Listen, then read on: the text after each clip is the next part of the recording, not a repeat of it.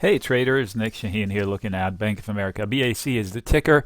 Disclosure, I'm slightly short. By slightly, I mean when I short stocks, I don't sell them traditionally. Like when you short stocks, you actually borrow the shares you don't own. You sell them and you put the money in your bank. And if you're right and the stock falls, you only have to return the count of shares, not at the price you bought them. So you buy them back at the so-called lower price and return the shares you borrowed. And that's how you close a short. That is lunacy. Why? Because the first rule of investing is to control your the maximum risk. Right? When you short a stock like that, you're losing money for as long as the stock is rallying. And if we learned anything from GME, is that that can happen any day at a super spike, and you'd be wiped. Your account will be liquidated. So therefore, I never short stocks like this. If I wanted to short stocks, I would sell a call spread where the risk is finite, meaning I know the maximum loss is X and I'm okay. Versus another way is buying a put spread or puts. Either case, the maximum loss is the money I spend up front. So those are two mild ways of shorting the price action on the stock. I'm a fan of the company.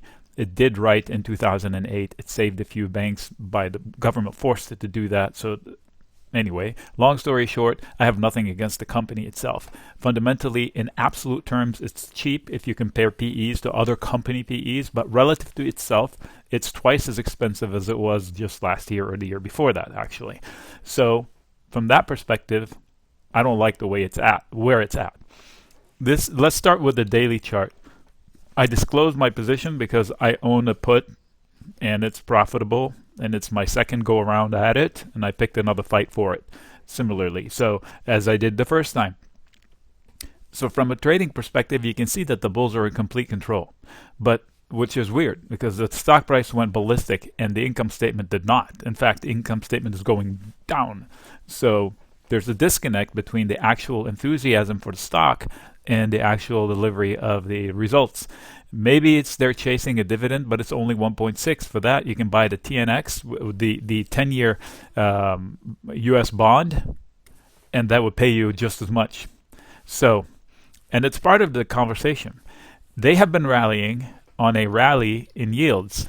This is the TNX, which is shows the rally in yields. When you buy a bond, you get a yield reward. And when the yield rises, the bond prices fall. So a rally in the yield is causing all banks to levitate. And I think that is short-sighted because the yields can't go up and away because the countries will go bankrupt.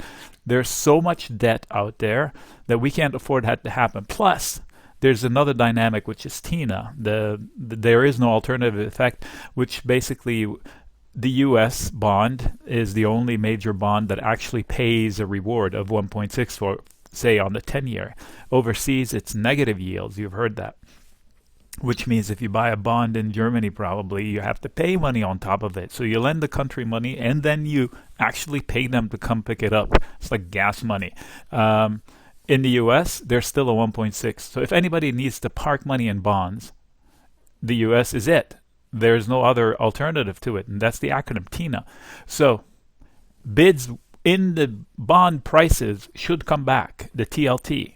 If that's the case, this trend, the levitation, should drop. That's the big picture as to why I'm picking a fight with its altitude. Now, let's talk Turkey as far as this chart. Now, this is a rising wedge. You have higher lows, super strong. Roofish. Not a flat top, but it is a rising wedge. You can see it is coming to a point. It's easier for them to go whoop. And I don't want this. I'm just picking a small fight with it than the pop from it, although it is a pop available. So to get a little bit smarter, I have to zoom in a little bit closer. This is a 15-minute chart, meaning every candle is 15 minutes. Today, I want to see, because I'm short, a low of the day, so 43 point whatever this low is, because that's a mini head and shoulder-ish pattern that will bring it to here, which then will bring it to this one. Repeat the same wishful thinking is if it loses this one, it comes back to this one. So I'm walking it down from the recent highs of last week. So far, the trade is fine, and I have profits in my pocket. I picked a similar fight on Goldman Sachs, but Goldman Sachs has a trading desk, so maybe they made gobs of money in the Bitcoin fight. So I have less conviction in the Goldman Sachs not deserving to be up here than this one. So, but the concept is the same. But these were particular comments about today's action inside my short. So this is a 5-minute chart, even drilling down closer. That's that line I want them to lose. Now I'm running out of time. It's 12:20 with about 40. Wow, Tesla. Oh my God, people still try to short it. So I have about 40 minutes for it to lose this. Otherwise, we kick the can and we'll finish the fight tomorrow. I do like the lower high trend today. I do like it coming from the morning on, and it's continuing from last week. So that's encouraging. Now we have a floor and a top, and we're ping-ponging inside tighter ranges. So 43.20, whatever the highs here are, 43.25, the next line versus this one. So that's the shortest battle. Now I see that 43.20 is going to be somewhat difficult because that's today's point of control. It's the place where they had the most action. It's right here. So most volume is up here and it's above it. Therefore, it's going to be a problem on the way up.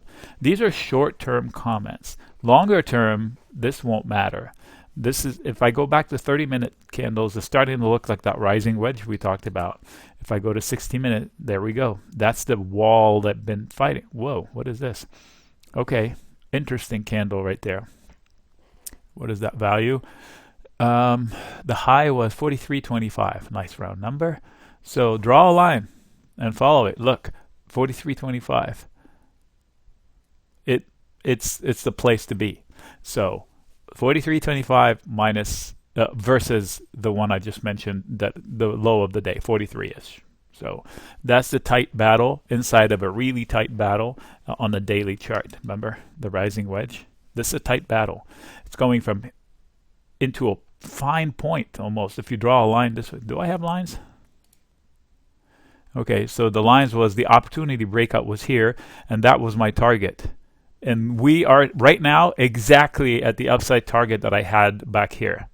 So charts are charts are charts. Opinions are whatever. I look at the chart. I make a plan how to trade it, and I stick to it. And anyway, to show you the wedge. So I'm not a trend line guy because you can always draw it like, okay, so do I connect it here? If I did, then it would be like here, and this was a book. Anyway, that's fine enough, but it does visually show you how it's going into a very, from wide to a pinpoint. So they need to either drop, test these, or break out. They could. Look at it. The blue and the red is the simple regression line. So they are at the mean, so to speak. So it could go either way. And I'm not saying that it should go one way or another. I placed my bet downside. If I'm wrong, I'm out a little bit of money. If I'm right, I made a nice profit. So other people, somebody was on the other side of my bet that sold the puts that I bought. So who's right in the end? I'm not sure. Usually the seller is making out better than me because the seller doesn't need anything except time to pass. Me, the one who bought the put, I need a drop in order to make money. I was confident enough in it, and I'm making enough money for now to stay in it and see how it unfolds itself. Usually I'm doing the selling. In this case, I did not want to sell a call spread. I did that with Goldman Sachs, which means I don't need a drop to win. I just need it not to rally past my long leg. And in Goldman Sachs, I forgot which one I sold off the top of my head. 392.5, I think, which was today's high was almost 393. So I'm still fine, and I'm willing to wait it out as well. Nick signing out.